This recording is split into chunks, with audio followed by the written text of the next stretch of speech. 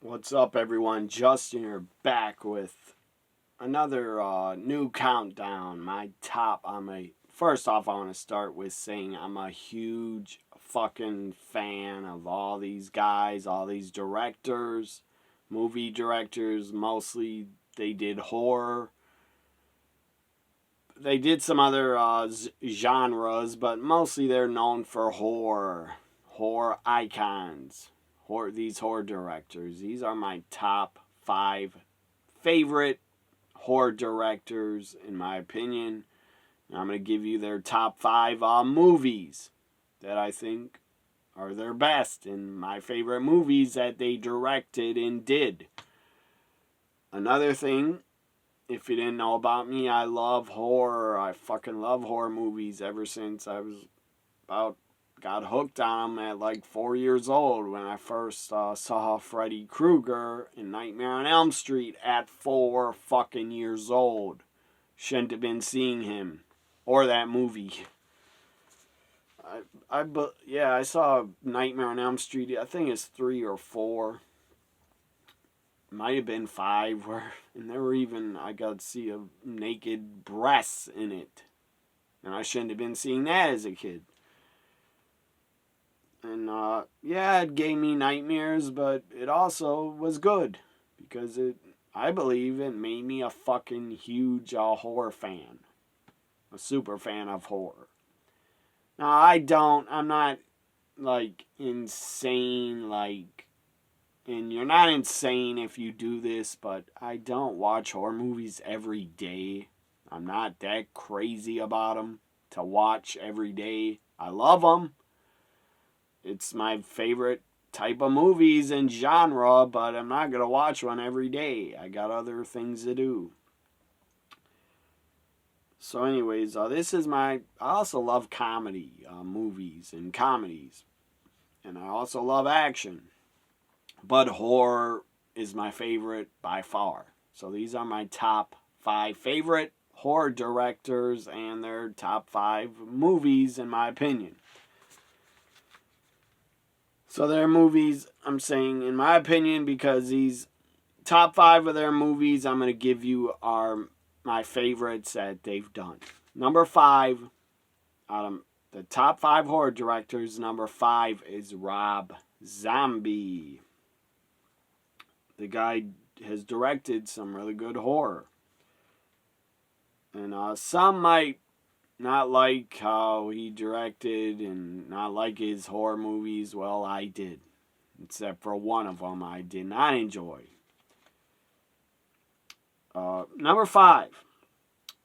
Number 5, 3 from Hell. It was basically the final chapter of the trilogy of Devil's Rejects, House of a Thousand Corpses. Number 5, 3 from Hell. It was good. I enjoyed it. It was a nice closing of the book for the trilogy series of movies. It was pretty long. I think it was over 2 hours. I don't really remember. Maybe it was 1:50 or over 2 hours. That's too long. But it was good. Number 5, 3 from Hell, that Rob Zombie directed. Number 4, Halloween. The first one. It wasn't a remake. It was basically Rob Zombie's original story for Halloween and Michael Myers. And I enjoyed it. I thought it was good. It basically focused on the kid, Michael Myers, as a kid growing up and shit. And how he basically became a killer and then he was locked up and then he escapes. The girl that, in Rob Zombie's Halloween, the girl that played Laurie Strode, very good. Very good actress. I'm a big fucking fan of her. I'm still a fan of her to this day. She has a weird, long name. I can't even remember her name. Scout? I don't know. Maybe I should look it up. Scout Taylor or something. Whatever. She plays Laurie Strode in Rob Zombie's Halloween. She's very good. I've seen a lot of her movies. I don't know how much she's acting nowadays, but she was good. I follow her on Instagram now, and damn, she looks good. I believe she's in her 30s. Or late 20s, I don't know. So number 4, Halloween. That Rob Zombie made. Number 3, the movie, this is the name of it. Number 3 is 31. Really good. Pretty damn good horror. A lot of blood in it, a lot of gore. And I like the story too. And there's a little person in it.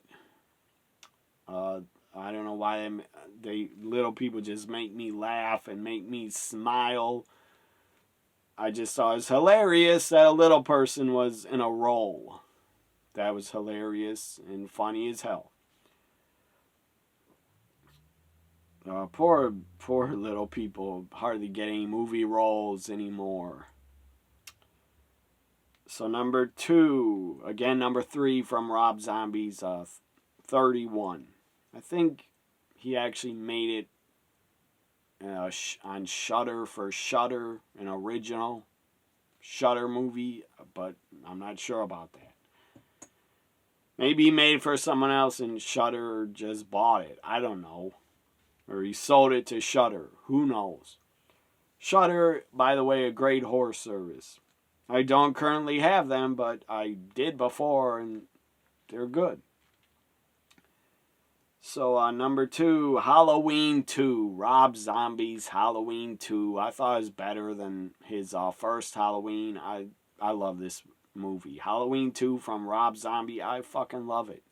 Again, Laurie Strode. She's great in it. The girl playing her. Really good in it. So number 1. Rob Zombie's best movie, in my opinion, House of 1,000 Corpses from Rob Zombie is his number 1 movie. Maybe he's directing the Monsters movie. Maybe that will surpass it. I don't know. So there's Devil. Also, I didn't have Devil's Rejects in his top 5 movies, but Devil's Rejects deserves a mention. It was really good too. By the way, DDP was in that, the wrestler. And the giant guy that was in House of 1,000 Corpses, his name was Tiny. He was actually a part of Howard Stern's Whack Pack at one point. His name was Bigfoot in the Whack Pack. The original Bigfoot, not the current Bigfoot from the Whack Pack that burned somebody's house down, and I think the guy's going to be locked up for a long time. But the original Bigfoot, he was in House of 1,000 Corpses. He's a giant. He's called Tiny, his character. And I believe Tiny was also in the Devil's Rejects in the beginning. Sadly, he's passed away. So rest in peace, Bigfoot and Tiny. So now, number 4, horror director, my favorite horror director. Number 4, or all these guys are my favorites, but I'm just ranking them 1 to 5, or 5 to 1. Number 4, George A. Romero, icon, legend. The guy fucking created fucking zombies and zombie films and the zombie genre. He created it with the Night of the Living Dead. He fucking created it. Walking Dead, there would be no Walking Dead without Night of the Living Dead, in my opinion. So out of the guy's mind and how he directed Night of the Living Dead, basically the guy created fucking zombies. And that they were into brains a lot. They loved brains. So here are his top 5 movies that I'm a fan of. Number 5, from the year 2000, Bruiser. I don't know if it's a horror, maybe it's a thriller, I don't know, but I enjoyed the movie. Bruiser, it was pretty damn good. It was not great, but it was good. Number 4, Day of the Dead, 1985, Day of the Dead. Very good. He was the director and the writer on it. Also for Bruiser, let me try to look up here. All his films, it says if they were directors and producers and writers. If I can find his film list. So yeah, no, it's Dawn of the Dead. Day of the Dead. Why can't I find it?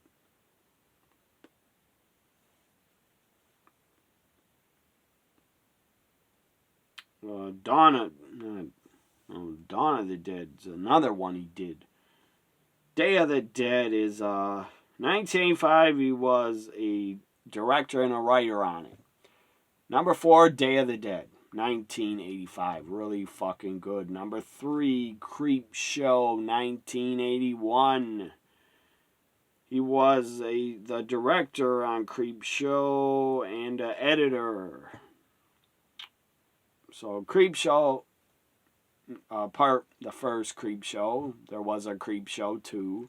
Number 3, George A. Romero's. My top 5 of his favorite movies he directed. Number 3, Creep Show, 1981. Number 2, Monkey Shines. Great movie. I just watched it about 3 months ago. Not 3 months ago, but in October I watched it, I believe. Monkey Shines, 1988. He was the director and a writer on it. Really good movie. If you haven't checked it out, it's called Monkey Shines from George A. Romero. I think it's still on HBO Max. Really good movie. It's about this guy's relationship. He's in a wheelchair with his monkey that helps him. Number 1, George A. Romero movie. His best, in my opinion, and my favorite. Night of the Living Dead, 1968. Night of the Living Dead. He was a writer, the director, and an editor on it. Night of the Living Dead started it all for the zombie genre and the brains genre. Zombies wanting brains. And it was great. It started all. Night of the Living Dead. It had a remake in 1990. Also, that I believe George A. Romero was a part of. In 1990, the remake, he was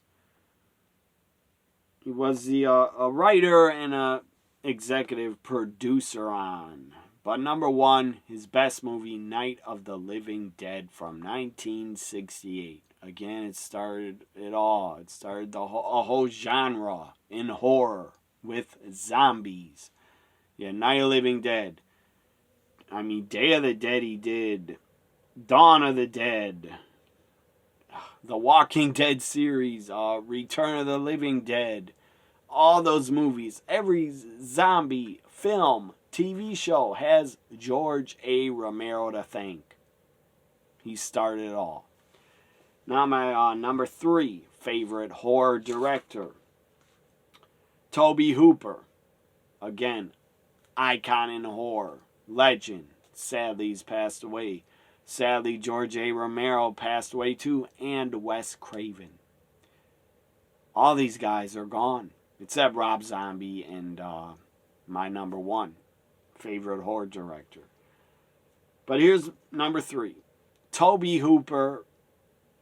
The guy had great fucking horror movies and did great movies. These are just works of art and just fantastic. Number 5, Salem's Lot. Number 5, Salem's Lot. I'm trying to get onto his list of movies here. So I can tell you off, he was a producer and writer on them. So yeah, Salem's Lot was 19... What year was it?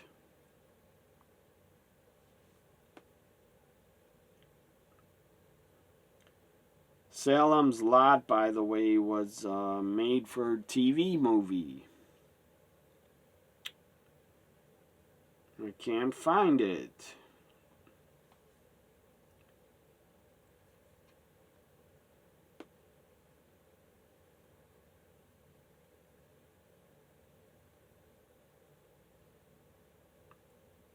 Anyways, yeah, here's the year, 1979. Salem's Lot was made in 1979. He was the director on it, not a writer or anything else. It was like a 2-part movie. I believe both parts were an hour and a half, I think. Really good. Salem's Lot, number 5 from Toby Hooper. Number 4, I really enjoyed this movie. It was a remake. Toolbox Murders from 2004 he did. He was the director on it and not a writer or producer. Number 3, The Texas Chainsaw Massacre 2. 1986, The Texas Chainsaw Massacre 2. Now, of course, this is not as good as the original, but it's a different movie. It has a lot more comedy in it. And Leatherface is different. He's like in love. And, I don't know. They try to make Leatherface like part comedy. I don't know. But there are some really great scenes in Texas Chainsaw Massacre Part 2, like where he cuts off that guy's head in half. That was a great effect. In other parts, and the girl, Stretch, she was really fucking good in it, I thought. And Dennis Hopper's in it. I don't know why he was in it, but he agreed to be in it. That was just weird casting to have Dennis Hopper in it. But I guess it made sense because he was supposed to be like a Texas Ranger and he had a big-ass cowboy hat on that looked bigger than his whole body. But number, where am I here? Yeah, Toby Hooper. Number 3, The Texas Chainsaw Massacre, 1986, Part 2.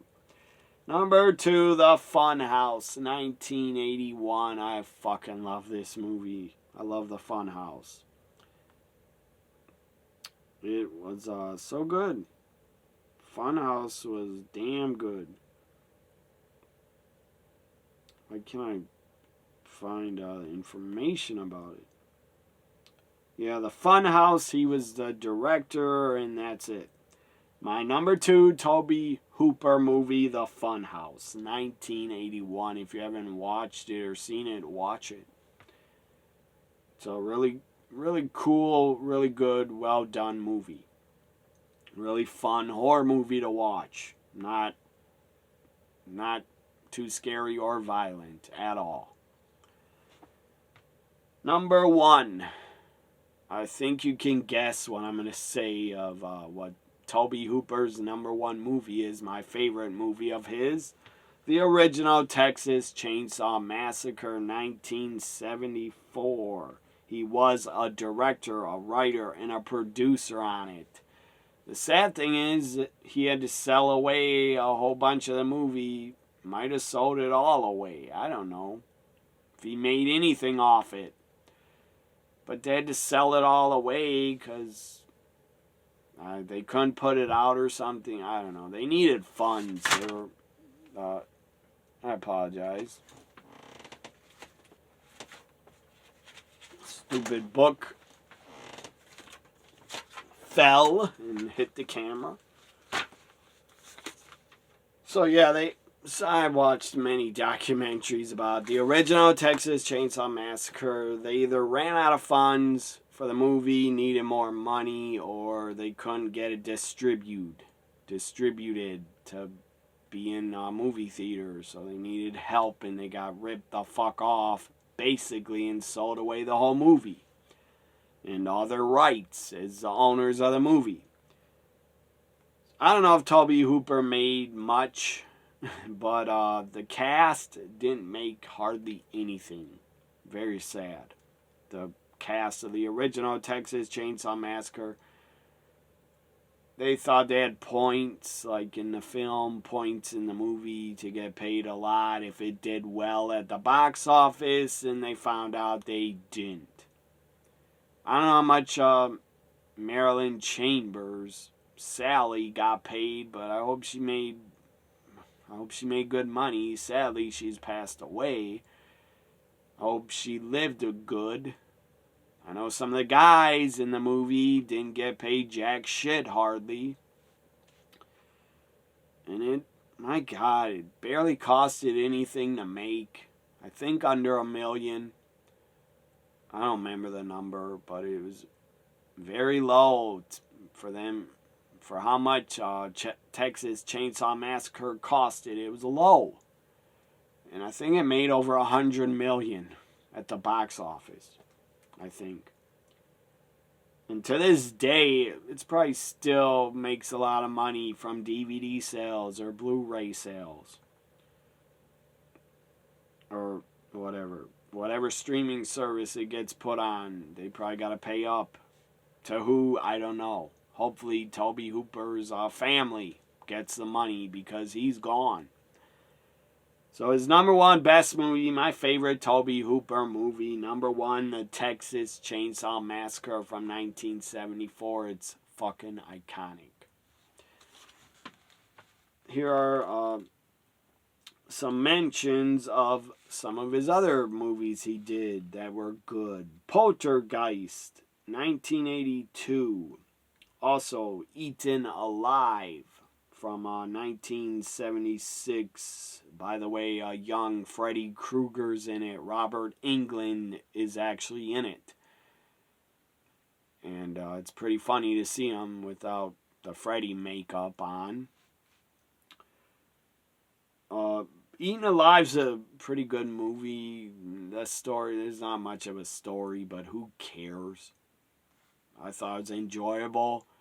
There's like a giant alligator in it outside this guy's hotel property house that he's renting out rooms, and there's like a giant fucking eating human alligator right outside his porch. It's pretty damn funny. And the owner, I don't want to give away the whole movie if you haven't seen it, but the owner of the hotel is a sick man. And he's trying to throw the people in the damn water so they can be killed by the alligator. It's pretty hilarious.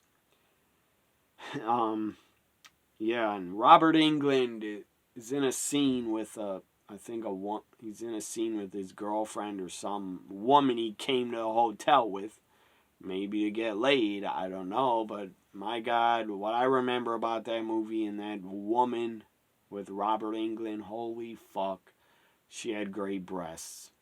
That's what I remember about Eaten Alive. A woman with Robert Englund had great tits in it. But it's a good horror movie too. Very fun to watch. So now number two horror director, in my opinion, Wes Craven. Wes Craven is my number 2 horror director. Here are his top 5 movies, in my opinion. My favorite top 5 movies that Wes Craven has done. Number 5, The Hills. The Hills Have Eyes. Let me go to his film page here.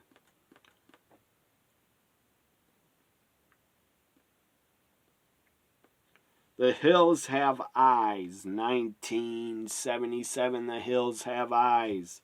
He was a director and a writer and an editor on it. Very good horror movie. original story too. We'll say about Wes Craven, the guy was a fucking innovator and just genius. All these directors are geniuses in my opinion, but Wes Craven was way the fuck up there on another level with some of his movies and his stories and the characters he created in horror. The guy's an icon and a genius. Very sad he's no longer with us. I know he'd be probably maybe in his 80s now or 70s, but too bad he's not alive still. I hope Wes Craven knew before he passed. I hope he knew how much the guy was loved and how much horror fans loved his movies and appreciated them, because I sure did. Number 5, The Hills Have Eyes, 1977. Number 4, Scream, 1996. I was not... This might get me some hate in the comments, but I don't care. I was not a big fan of Scream. I know a lot of people love it, but I didn't love it. It was okay. I was not a big fan of Scream. But 1996, Scream, he was a director, and he was an editor. No, he was an actor. He was actually in Scream as an actor and the director. So, number 4, one of his best movies, but I'm not a fan of it, really. I don't dislike it, I just wasn't a big fan. Number 4, Scream. A lot of people love it. Number 3, Swamp Thing, 1982 Swamp Thing. This movie is awesome, I thought. And Wes Craven did a great job directing it. He was a director and the writer on Swamp Thing. 1982 Swamp Thing, number 3. Number 2, The Last House on the Left, 1972. This movie got a ton of hate, ton of heat on it. A lot of people, or I don't know, movie theaters are dummies or idiots or jackasses, try to get it banned from where, I don't know, the theaters maybe, or being banned to be rented, banned in some countries, I don't know. I will say, Last House on the Left, the original, it was remade, but the original it's pretty hard to watch when the women are getting tortured and killed. It is hard to watch. Feels real. It doesn't even feel like you're watching a movie. It feels real. Like these fucking people in the woods are sick. And it could happen to you. So, anyways.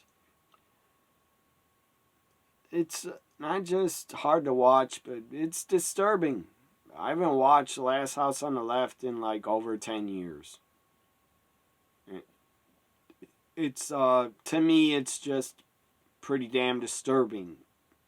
Good movie, good horror movie, but disturbing as hell.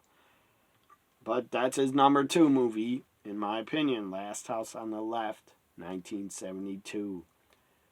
Number 1. My favorite Wes Craven movie, his number 1, in my opinion, that he will always be remembered for, I believe, 1984 Nightmare on Elm Street. Legendary, iconic horror movie. Look what happened from it. From that one movie, you had a fucking franchise explode. Freddy Krueger became known worldwide. Freddy Krueger is a fucking horror icon. So many movies he's been in. A franchise of Nightmare on Elm Street. And Robert Englund, the absolute best Freddy Krueger, the remake of Nightmare on Elm Street, I fucking hated. And the guy that played Freddy Krueger was god-awful, in my opinion. He sucked. He absolutely fucking sucked as Freddy Krueger. I wish Robert Englund would have been in it. But that was like in 2010. I don't think he wanted to play Freddy anymore. And I don't blame him. Robert Englund played Freddy from 84 until 2003. Freddy versus Jason he was in. So he played Freddy enough. The guy deserved a break and deserves to be happy and retired. I know he still does a lot of horror conventions, and that's really cool, so the fans can meet him and get a picture, get his autograph, say thank you. And my God, Robert Englund, you fucking played that character perfect. How you played it. You're a fucking great actor, acting. You should have won an Oscar for how you played Freddy, in my opinion. You should have fucking won an Oscar for that role. Best actor, Robert Englund for Freddy Krueger. He should have won. He was that good at it. But of course, the Academy Awards are bullshit and they never respect horror. But, yeah. Jason has a mask. He doesn't have to act and be a good actor. I mean, anybody could play Jason. Anybody could play Michael Myers. Anybody could play Leatherface. Nobody could play Freddy Krueger. And nobody will ever play Freddy Krueger again like Robert Englund did it. That guy set a standard so high nobody could ever surpass it and do as good as he did as Freddy Krueger in A Nightmare on Elm Street. Again, the guy was in the franchise for about 19 years is Freddy. He was also in the Nightmare on Elm Street TV series, I think. There was a Nightmare on Elm Street TV series. I believe he's in that. He was also in commercials. And my God. I think he was even on Arsenio Hall show at one point. Insane. But number one, Nightmare on Elm Street, 1984. Also, I'm going to mention other movies Wes Craven did. I'm going to mention The Hills Have Eyes Part 2 from 1905. He was also a writer and an executive producer on Dream Warriors, Nightmare on Elm Street Part 3. Also, I want to mention Shocker, 1909. The People Under the Stairs, 1991. Wes Craven's New Nightmare, 1994. He's done a lot.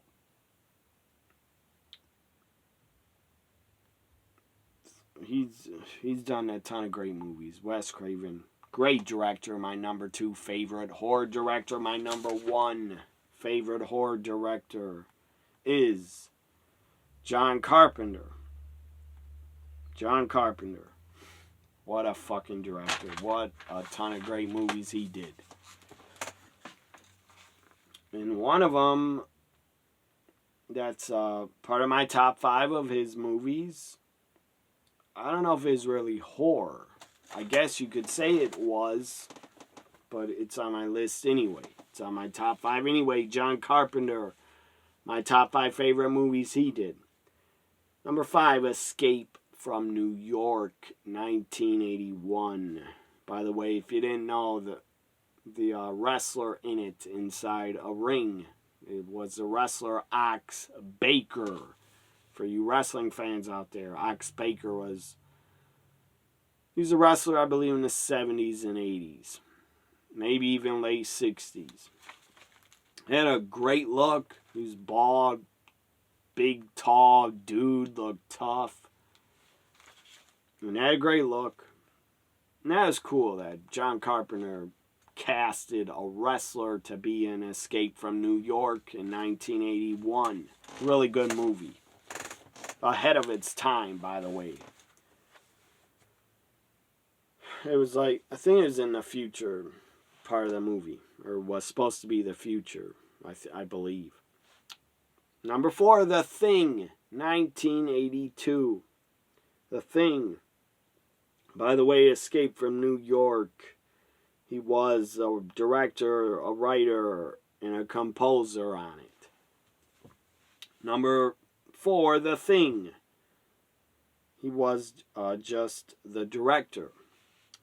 But my God, The Thing, 1982, great horror movie. Legendary. Number 3, 2010. I enjoyed this movie that he did in 2010.